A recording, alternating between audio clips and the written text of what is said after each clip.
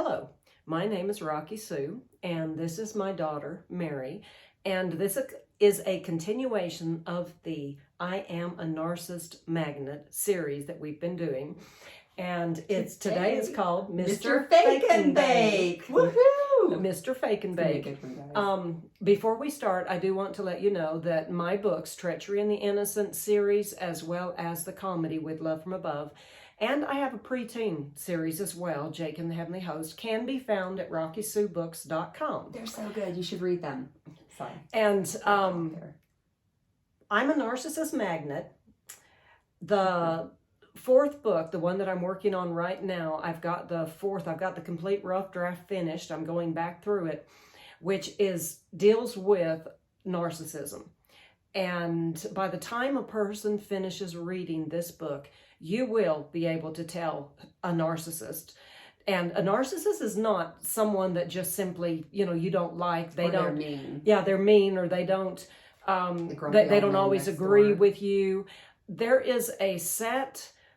It's a sickness. And there are set things that patterns you can look at. There's patterns that they follow. You can really educate yourself on the patterns they follow, and they become pretty predictable once you know what the patterns are. And you expect them. And I think of, what is the guy who wrote Art of War, the Chinese guy? I don't remember. It's an incredible book. I read it, but the Art of War, basically he said, you can win the battle or you can win the war. But if you don't know your enemies, you'll lose half the battle. And narcissists are your enemies. They are not your friends. They are enemies to everyone. They everywhere they go, they cause division, dissension, and devastation. And they may not even understand why they're doing it. Most of them probably don't understand why they act the way they do. It's just this urge that they can't help themselves but follow. But if you can identify the patterns, and we've been talking about a lot of them, if you can identify those patterns, then you can see the narcissist for who he is and not fall into their traps. Right, and you're going to save yourself a whole lot of pain if you understand the way they are, if you understand your enemy. You're not going to be caught up in the battles or the wars. You're going to just avoid them altogether. Okay. Mr. Fake and Bake. Mr. Fake and Bake. So when I was a second-year law student, this guy comes into the library, and he comes strutting in, and he's in his 30s. He's about 10 years older than me at the time. And he was a real peach. I saw him and thought, what is going on with this dude? He's wearing tight pants. So he's muscular. Obviously, he works out. He cares a lot about his appearance, a whole lot. So he has tight shirts, tight pants, showing off his muscular body. His skin is like orange from either tanning lotion or way too much tanning cream. His eyes are kind of purple, like this weird blue purple, and he wore colored contacts. And his hair was a blonde dye job, just gone bad. It was some weird orange color. Oh, no. But he was trying to be super hot. Like, he was trying to be this hot young stud, and he drove a super nice sports car. He had been a teacher for years in Georgia. And anyway, he was going to law school, changing up his career. So, he was very charismatic, charming, outgoing, nice, smart, funny. He had a lot going on for him. He was godly. He was a Christian. He would tell everyone who'd listen how he was a 30-year-old virgin. He hadn't found his perfect match, and he's looking for a good little Christian girl to marry and have a family with. And he seems like quality marriage material. Seems a little bit immature because of the weird fake and bake stuff he had going on. But, no one's perfect, right? And so I didn't judge that. But, I wasn't interested. I was doing my own thing. And he had a whole harem of girls. And and it wasn't like girls just fell all over themselves because he was just so gorgeous. He was okay looking. He wasn't like super hot or gorgeous or anything. But he would charm them. He would put effort into getting these girls to like him. He would show interest in them. He would charm them. He would, spend time with them, make them laugh, be kind and thoughtful, and do little nice things for them. And the girl would think, oh, wow, this guy's really interested in me. I'm interested in him. And then he would, just lead them on. And that is a huge red flag. When a guy or a girl needs a harem of guys or girls, following them and they need constant attention and affirmation and affection, that is a big red flag that there is something deeply wrong with them, because they don't care how they're treating other people. They don't care who's getting hurt. They're not making their intentions known. They're just leading people on so that they can get something out of it. And obviously whatever they're missing, they're never going to find, because they just, keep going on with the harem. So anyway, he caught my attention. He, he was a big fan of being liked, and he started showing me lots of attention. And so I started getting interested in him. And then he would, as soon as I started to show interest back, he would just disappear. And I was like, what in the world is going on? Okay, so I would start ignoring him, because I'm not going to chase after some guy who's not interested in me. I mean, he seemed like he was interested, and then he wasn't. I remember you calling me at that time and asking about it, because he had you so confused. It was like on and off and on and off. And yeah, I didn't know what a narcissist was. I didn't know what to say. Yeah, and I couldn't figure it out. I was like, okay, he must not be interested. Okay, he's interested. Okay, he's not interested. Okay, he's interested. And then I'm like, I'm getting whiplash over here. What's happening? Am I on a roller coaster? Stay away from the crazy coaster. So anyway, I started ignoring him, and I really was like, I am not going to give this guy the time of day. And what's funny is I lived with my roommate Tiffany at that point, and as soon as he came in the library the first day, she had his number. He tried to charm her, and she gave him stink eyes. She's like a professional at stink eyes. She's giving him the stink eyes. She said, I'm terrible at stink eyes, but I'm trying to give you stink eyes right now. She says I just look constipated when I try to do stink eyes. But anyway, she's giving him stink eyes, and just she cannot stand him, and he was always trying to charm her, and she just wouldn't have anything of it. And there's certain people who they want what they can't have. And that's what she told me. He was like, oh, she said he just wants what he can't have. And she had no interest in him. I still thought he was a nice guy. I just thought she was probably misreading the situation, which was my bad, because she was like a professional at reading other people. She never misread anything. So anyway, he became interested in me again.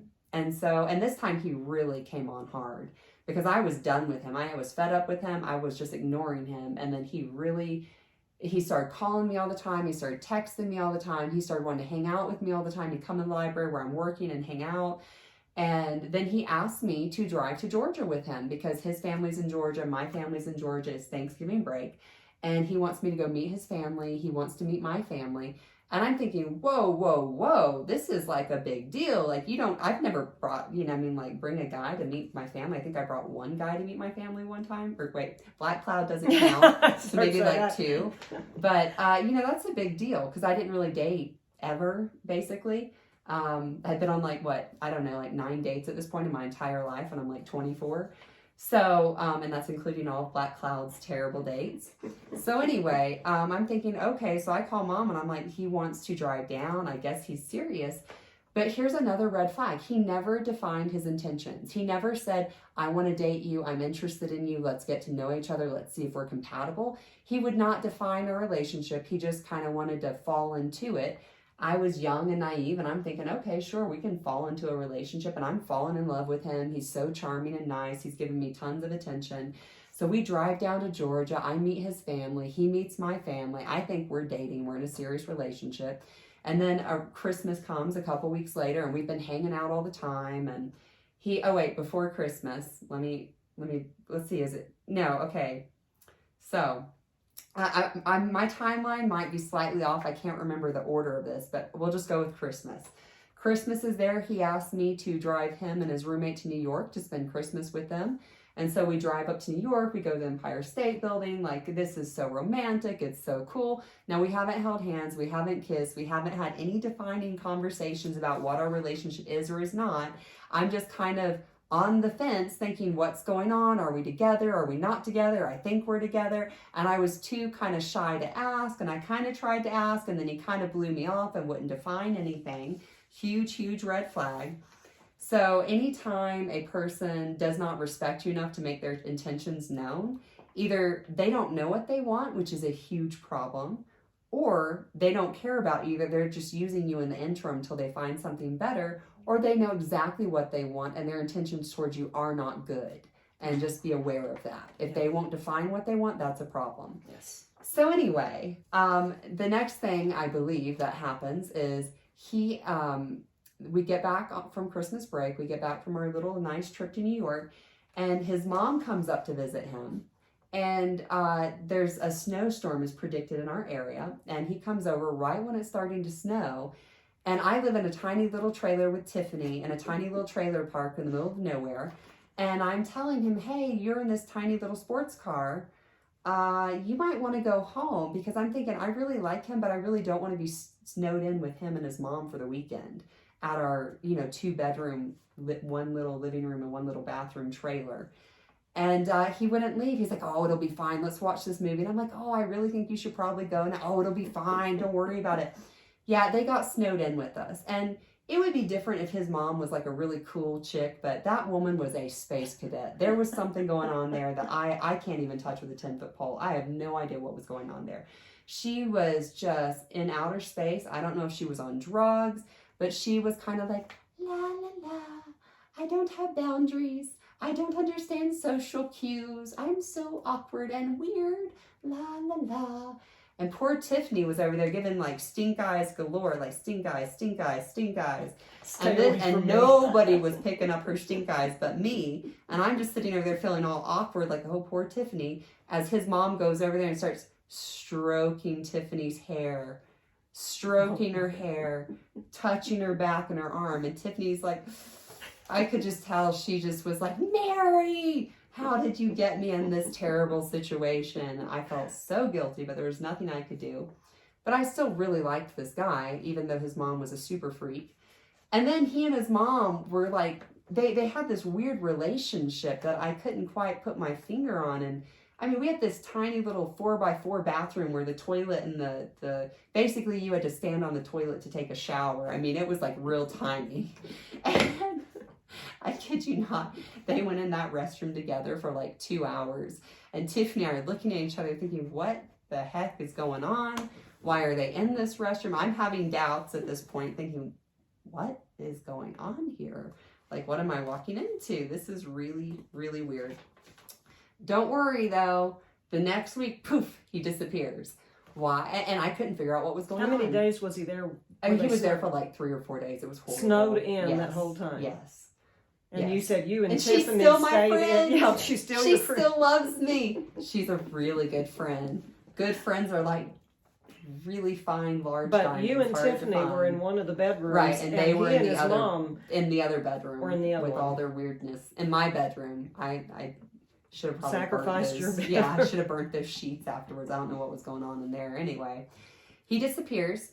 I can't figure out what's going on. I mean, I'm over here thinking I'm probably going to marry this guy. I'm in love with him. He really means a lot to me. We're best friends. We've spent all this time together. And he just disappears. And I'm like calling him, texting him, trying not to be anxious, thinking like, did he die in a car wreck? Like what? He just ghosted me. And so obviously I stopped calling, stopped texting after he doesn't get back to me. And I don't really see him around school. And I'm thinking, okay, this is the weirdest thing ever. What just happened?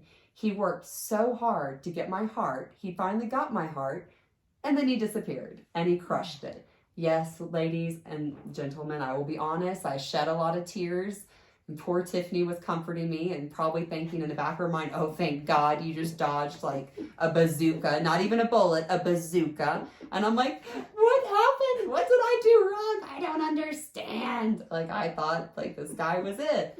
It turns out he had found greener pastures. And you know, a narc is they're gonna be all about you until they find something that's better.